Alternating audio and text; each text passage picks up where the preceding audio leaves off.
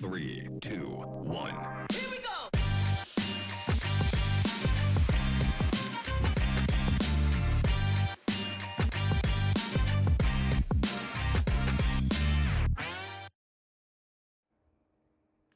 Ladies and gentlemen, it's Monday and thank you for joining me in today's episode of We Talk. I'm Yolanda Nell. I hope you had a fantastic weekend and enjoyed the rainy weather here in the capital.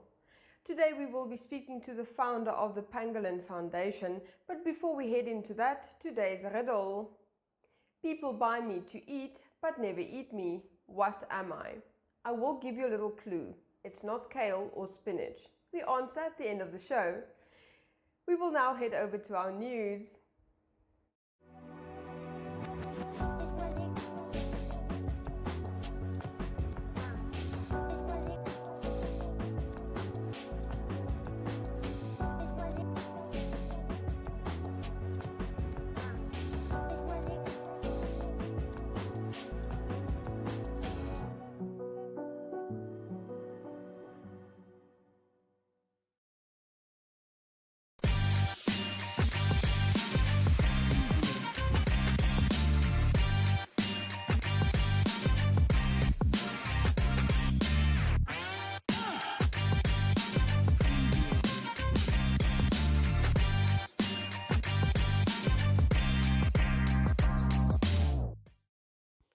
And now heading over to the Windhoek Express website for some news. The City of Windhoek and the National Housing Enterprise have extended an invitation to residents of the Koreangap and Ochumuse areas who have title deeds or leasehold agreements and who are interested in benefiting from the affordable housing project. Only residents with the title deeds or leaseholds whose erven have full municipal services, including water, electricity, and sewer lines, can apply to benefit from this initiative.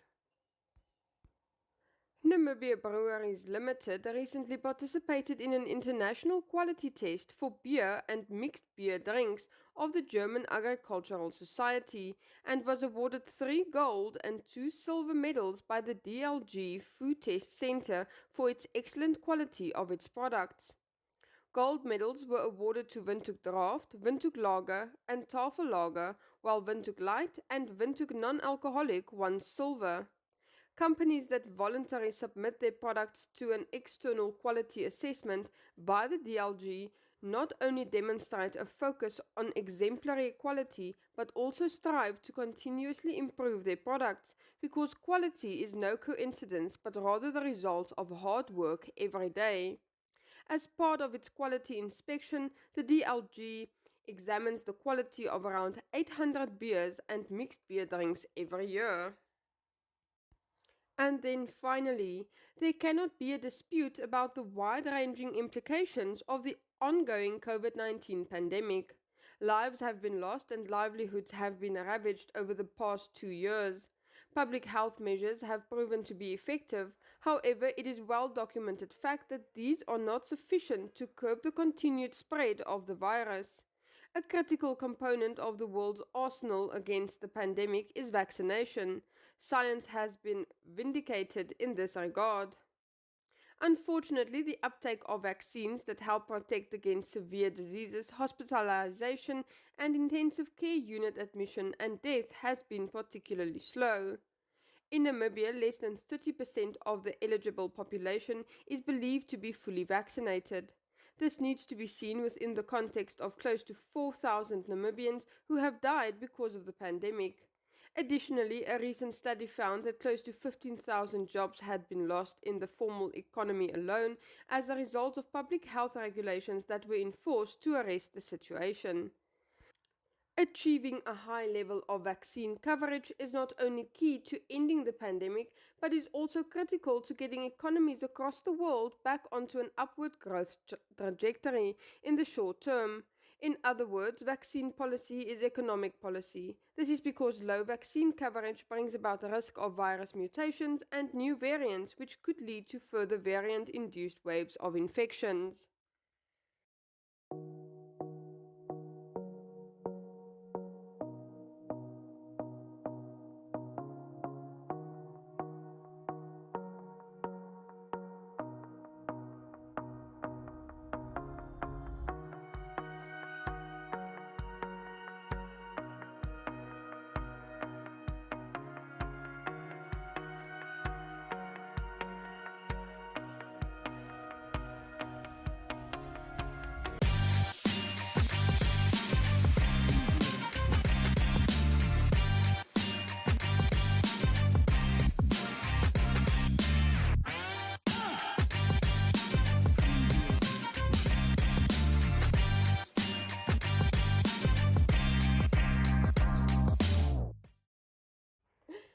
welcome back, ladies and gentlemen. Today we are joined with Kelsey and we are talking pangolins. Thank you so much for making the time. Thanks for having me. Can you quickly tell us about your foundation? Yeah, so I founded the Pangolin Conservation and Research Foundation in 2020, and the goal with the foundation is to help support research, conservation, collaboration, as well as education and awareness through community engagement and local empowerment. Why is it so important?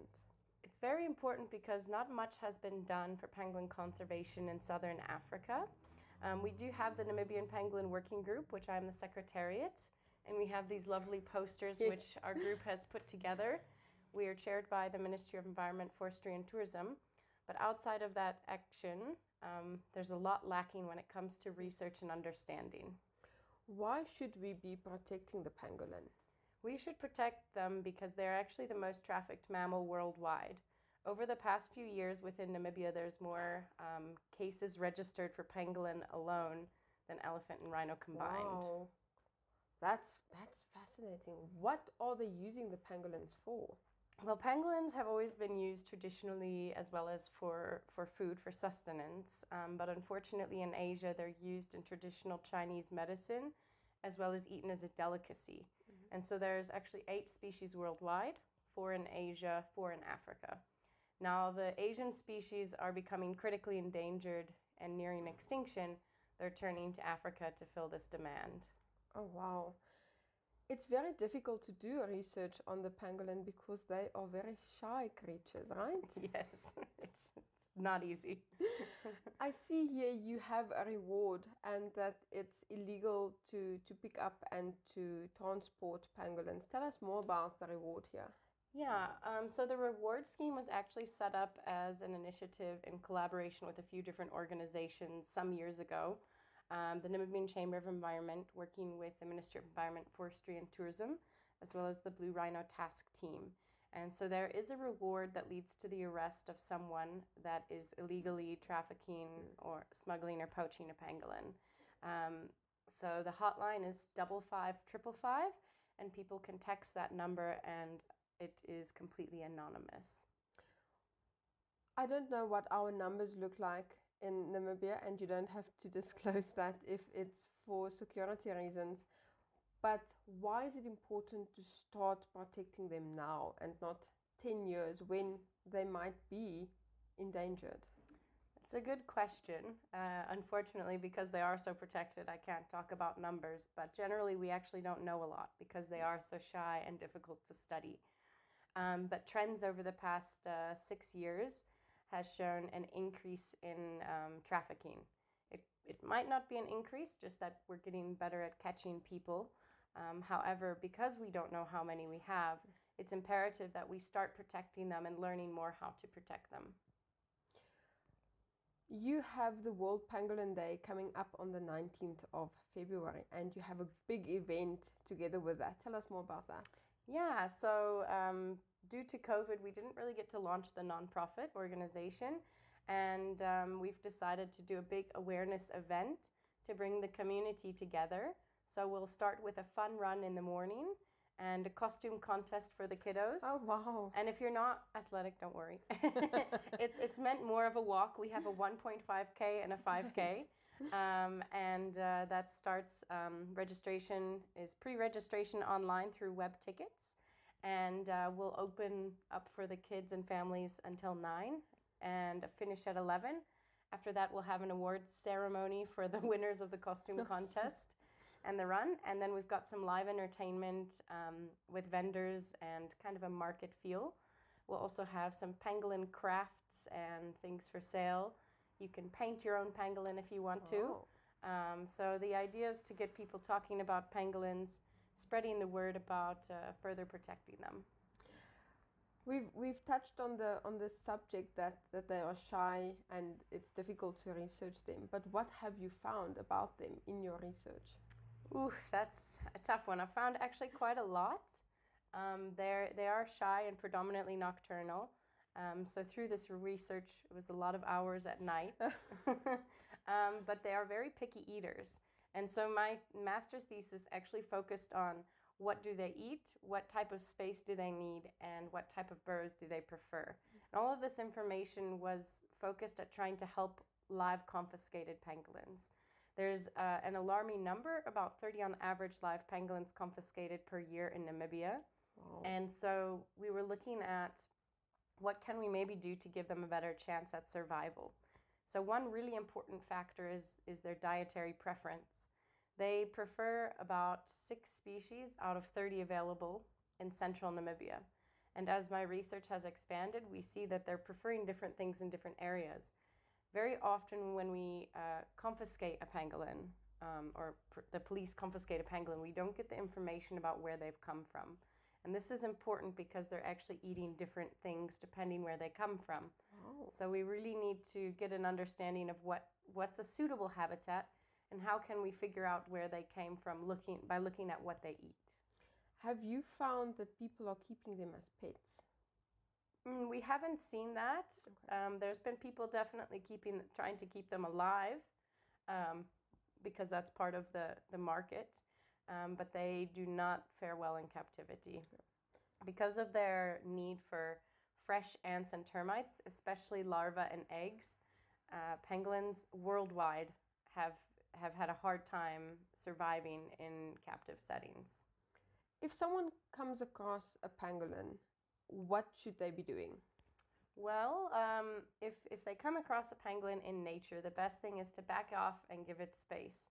They're very shy, and their main defense is to roll into a ball. So most people think it's cute. Oh, they can pick it up, they can touch it, but actually the poor thing is probably shaking and scared. Sure. So the best thing is to back off and give it space. Once it's comfortable, watch it from a distance, walking and moving about. If a pangolin is crossing the road, very likely that's part of their habitat and it should be left alone. If you find a pangolin near a community or near people and there's a worry that it could be poached or trafficked, the best thing to do is to contact the regional Ministry of Environment, Forestry and Tourism so they can come and they can relocate it to an area. Kelsey, thank you so much for your time. Ladies and gentlemen, now you know how to spend your Saturday morning. Thank you so much. We will be right back.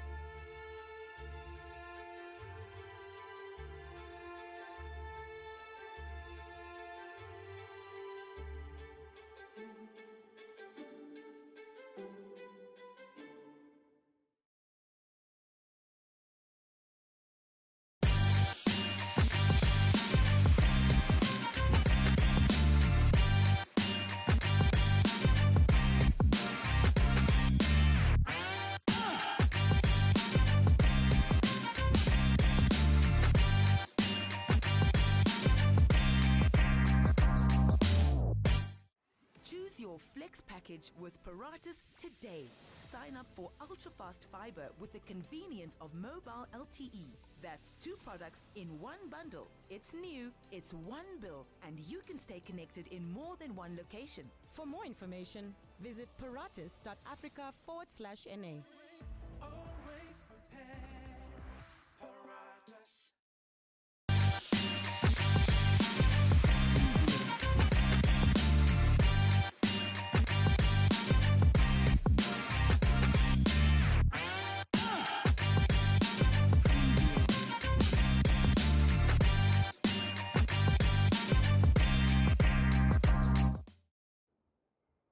For today's life hack, if you want to make a simple household cleaner, simply take your citrus peels, put them in a spray bottle, pour boiling water on top of it and equal parts of vinegar, then let it sit for a week before you can use it. Next up, we have Jeanette Diergaard for your Flex Minute. Ladies and gentlemen. Yeah, welcome to another exciting edition.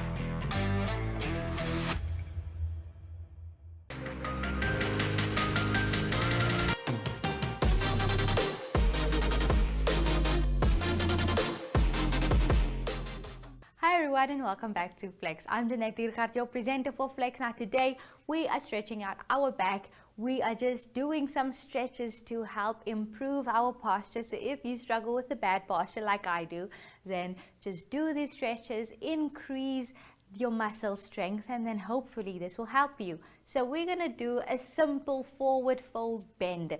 So you can have your feet hip width apart, bend at your hips and fall forward. So arms in front of you. So you really want to feel that stretch. You're going to feel it in your hamstrings as well, but that's okay. We are stretching out our shoulders at the same time.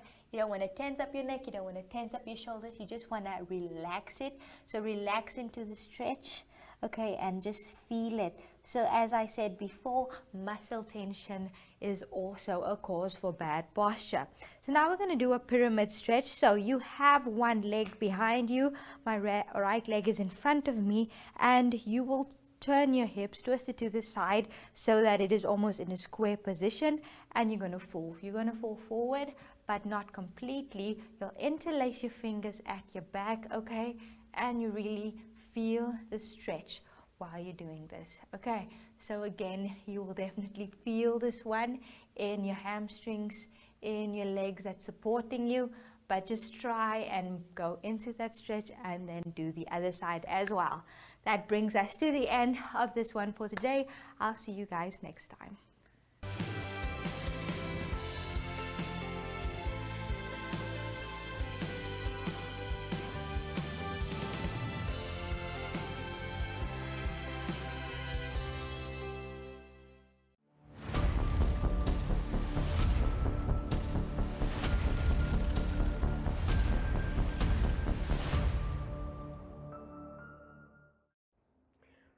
Well, there you have plans already set for this weekend, so please go and make a turn at the World Pangolin event taking place on Saturday.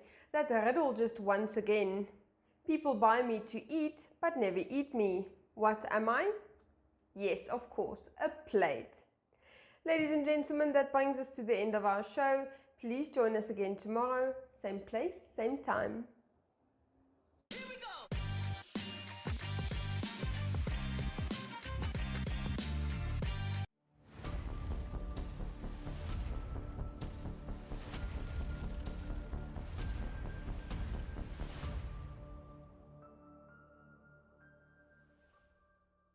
3, 2, 1.